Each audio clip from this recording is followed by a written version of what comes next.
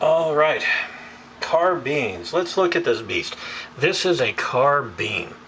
It's a carbon with two R groups on it and one lone pair. It is neutral. Note, normally we see a carbon with a lone pair, we're thinking carbanion, but a carbanion has three R groups on it, a lone pair. Carbocation, three R groups and no lone pair, so it's a positive charge. This is a carbene, it's neutral, two R groups, one lone pair. It is still very, very reactive though, such that if you have a carbene and you float a double bond by it, it will form this cyclopropane ring right there. And that tells you how reactive carbenes are, because cyclopropanes themselves are pretty reactive. They're not the most stable of rings, but you can make them. And here's one way to make them with this carbene. So as we look closer at the carbene, what we see is that is trigonal planar. This carbon is trigonal planar. It is sp2 hybridized. The lone pair is in an sp2 hybrid orbital. It has this empty, unhybridized p orbital. And so when a double bond comes by, the pi bond, the weakest bond of these, of a sigma versus pi, starts to attack the carbon. And as the pi bond attacks the carbon, the lone pair will attack, the lone pair of the carbene will attack the other carbon to make the ring. Well, how do we make these carbenes? This is very interesting. Recall from Organic 1, whenever we did elimination reactions, they were beta hydrogen eliminations. The leaving group and the hydrogen that gets attacked by the base were on two carbons adjacent to each other. This is going to be alpha elimination, where the proton that leaves is on the same carbon as the leaving group. And so we are going to need a really good base that's really good at elimination, and the best one is of course tert butoxide, this big sterically hindered strong base. So if you take chloroform, note this doesn't happen with just any molecule, you'll need chloroform here, CHCl3, and you're attacked with tert butoxide will snag this hydrogen and this bond will break, the carbon-hydrogen bond will break, both electrons go onto the carbon, and you make this beast here. Note, three groups on that, this is a carbanion. Okay, it turns out this carbanion is unstable and a chloride is just going to leave. This chlorine atom is going to take these two electrons and just leave. And that gives us our carbene. Okay. And so let's look at some reactions with these carbenes. Here, if you take cyclohexene with this carbene, as you can guess, the bonding pair, the pi bond attacks this carbon in the empty unhybridized p orbital. Lone pair on the carbon attacks the other carbon here, and we get the cyclohexane with a cyclopropane with those two chlorines on there. All right, let's look at another reaction. Note, these carbenes are very unstable, and so you usually have to make them in place. So you take this alkene here, note we've got trans 2-butene, and you throw in some chloroform, and then you've just got trans 2-butene dissolved in chloroform. But then you throw in the base. The base will react with the chloroform to make the carbene. The carbene will react with the double bond. Note, we now have the cyclopropane ring with the two chlorines on there, and we've got this CH3 going this way, this H3 going that way. We've generated two chiral carbons. This is not a meso compound. There's not mirror symmetry due to these methyls being on opposite sides. It's not mirror symmetry here. So we've got two chiral carbons that are not, that's not a mesoform. So this is optically active. No optical activity here. So we know we must make the enantiomer to that compound also. All right, and at this point you're saying, well, this is fine, but doesn't that mean whenever we make these cyclopropane rings, they have two chlorines on them? And the answer is yes, that's a problem here, is they're going to have those two chlorines on there. But we have a nice way to change those chlorines into alkyl groups, because we know chloride's a pretty good leaving group. We just need a pretty good nucleophile to kick them off, and we're going to use organocuprates.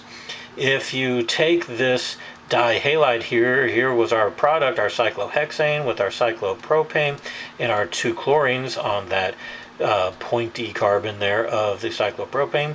Put in this lithium cuprate, organocuprate here, and note our organocuprates before only one of the R groups reacted. Now both R groups are going to react. We only need one equivalent of our organocuprate here.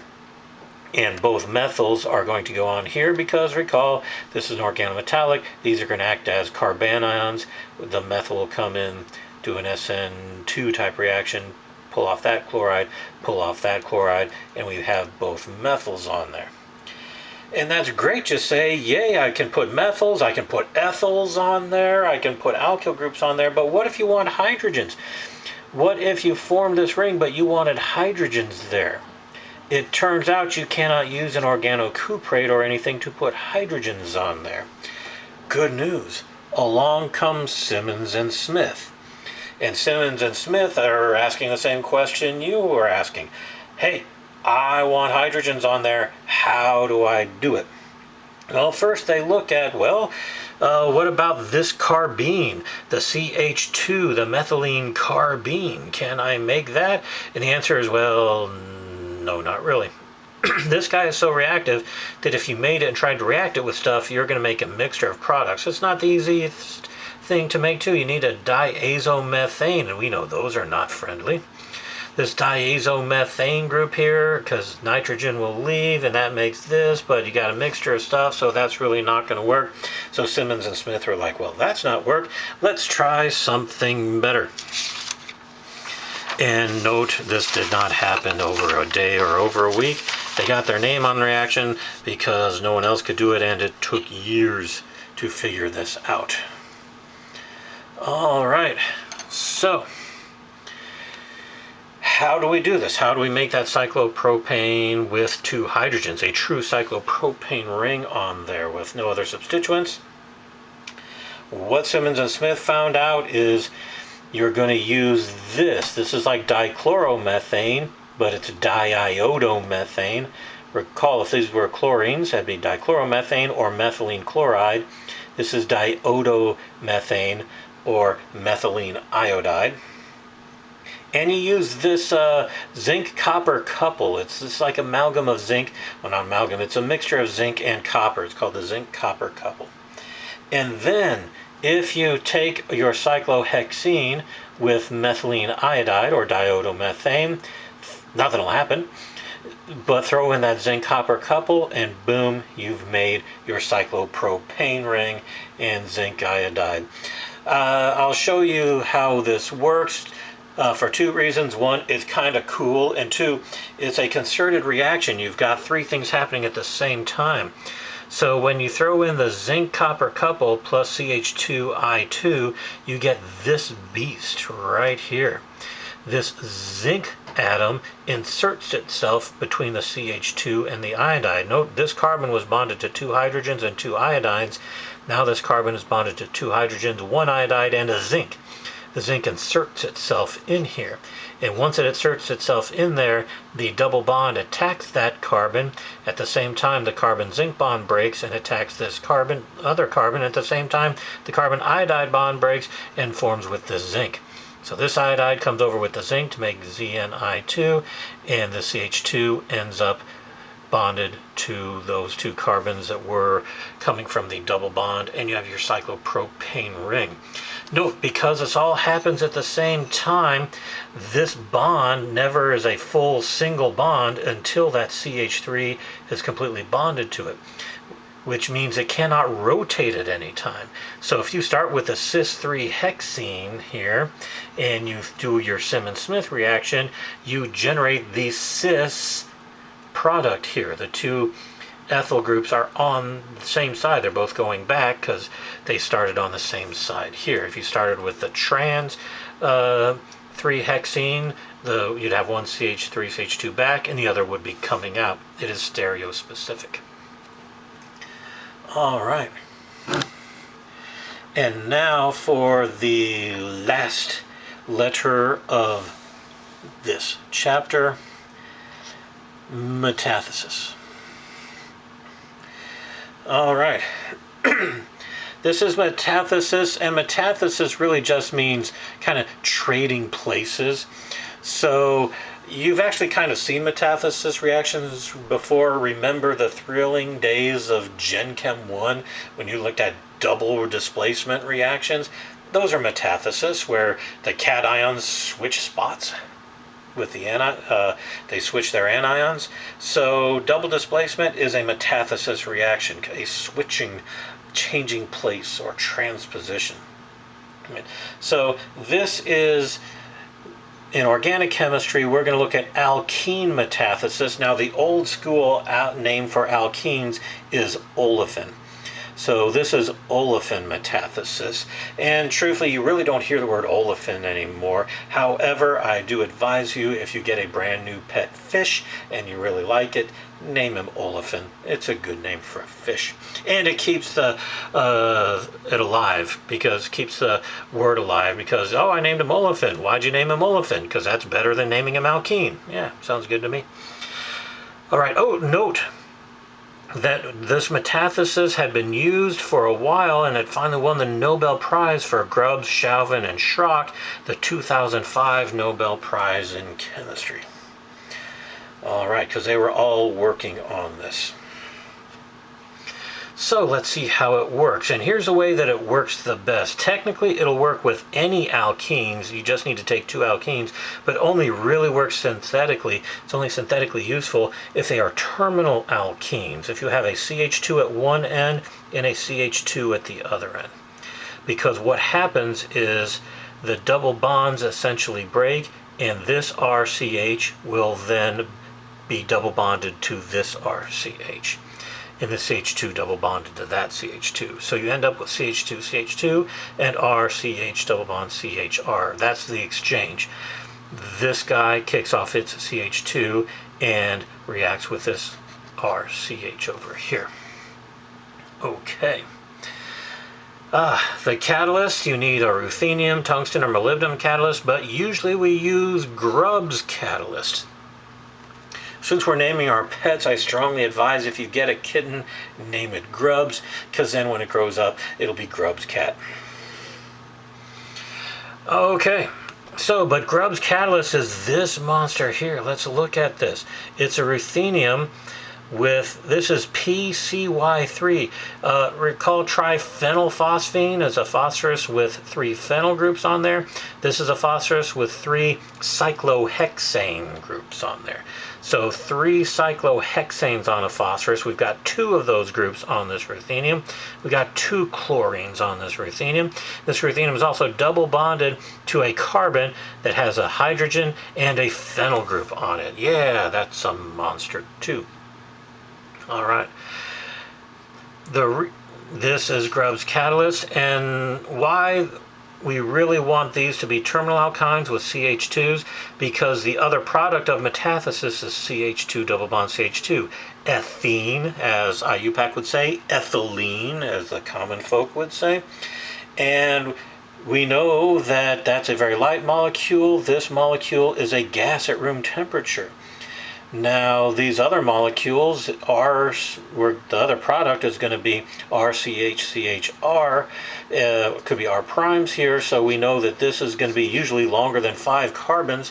5 carbons is pentane, or pentene, which is a liquid at room temperature. So your other product here is likely to be a liquid at room temperature, or maybe even a solid. This is going to be a gas, which means 2 things. 1, you don't have to worry about separations, because as you make it, this product goes away. The other thing is good old Le Chatelier. What happens if one of your product leaves? Well, then the reaction has to keep going to regenerate it, which keeps leaving.